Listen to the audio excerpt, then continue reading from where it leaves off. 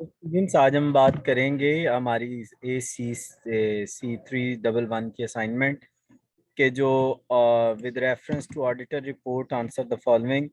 अच्छा जी, पहला हमें सवाल वो कहता है कि जी ट्रू ये जो ट्रू एंड फेयर होती हैं इसके बारे में बताएं। True and fair representation mean that financial statements are prepare according to the requirements or as per the rules of international accounting financial standards.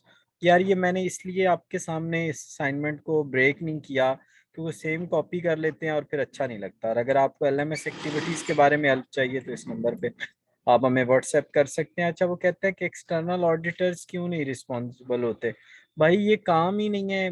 जितनी भी फाइनेंशियल स्टेटमेंट्स हैं, जितनी भी आप जानते हैं पांचों फाइनेंशियल स्टेटमेंट्स, वो तो इंटरनल अकाउंट ऑडिटर्स का काम है, वो एक्सटर्नल का काम ही नहीं है। तो वो इंटरनल डॉक्यूमेंट्स हैं तो वही बनाएंगे।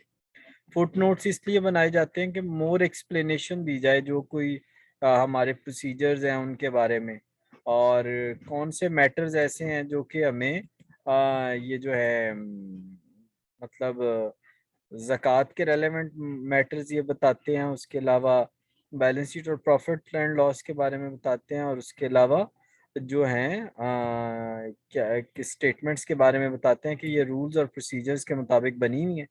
तो ये डॉक्यूमेंट है, मैंने बना दिया था, लेकिन डिस्क्लोज इसलिए नहीं किया कि कॉपी पेस्ट चल जाता है फिर आप लोग भी तंग होते हैं और आपके 0 मार्क्स आते हैं। Thank for watching. Allah bless you.